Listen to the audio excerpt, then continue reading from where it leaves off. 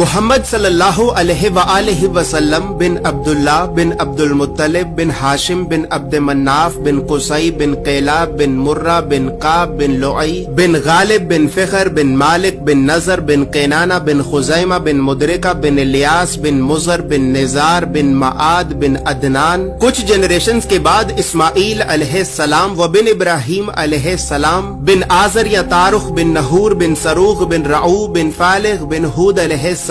بن شالخ بن ارفخشد بن سام بن نوح علیہ السلام بن لامک بن متوشالح بن ادریس علیہ السلام بن یارد بن محللئیل بن کنان بن انوش بن شیس و بن آدم علیہ السلام. دوستو یاد رہے کہ یہ صرف نبی صلی اللہ علیہ وآلہ وسلم کا شجرہ نسب نہیں بلکہ یہ نبی علیہ السلام کے علاوہ قرآن پاک میں موجود تمام 25 انبیاء کرام کا بھی شجرہ نسب ہے. اس چارٹ میں ہم نے یہاں پر سب سے پہلے حضرت آدم علیہ السلام سے لے کر نبی صلی اللہ علیہ وآلہ وسلم تک تمام 25 انبیاء کرام کے ناموں کو ایک ترتیب کے ساتھ لکھا ہے اور پھر ہر نبی کا قرآن پاک میں کتنی مرتبہ نام لے کر ذکر کیا گیا ہے. ان تمام انبیاء کرام کو لوگوں کی ہدایت اور رہنمائی کرنے کے لیے جن علاقوں اور شہروں کی طرف بھیجا گیا تھا تو ہم نے اس چارٹ میں ان تمام علاقوں اور شہروں کے ناموں کو بھی لکھا ہے. اور سب سے خاص بات یہ ہے کہ یہاں پر ہم نے سبز رنگ سے نبیوں کے ناموں کو لکھا ہے اور سرخ رنگ سے رسولوں کے ناموں کو لکھا ہے تاکہ آپ کو بآسانی معلوم ہو سکے کہ ان 25 نبیوں میں سے نبی کون تھے اور رسول کون تھے.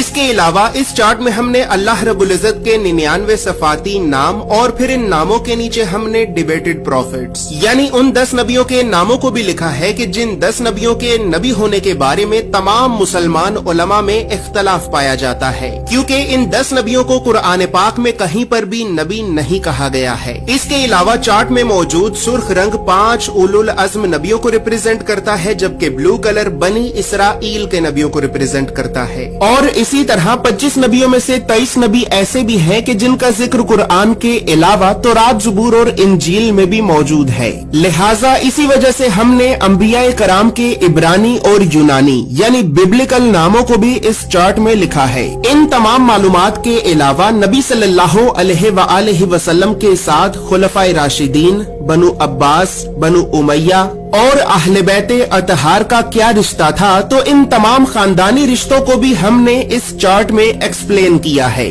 اس چارٹ میں موجود تمام معلومات اردو اور انگریزی دونوں زبانوں میں ہی موجود ہیں. اور دوستو چونکہ اس چارٹ کو بنانا ایک بہت بڑی ذمہ داری کا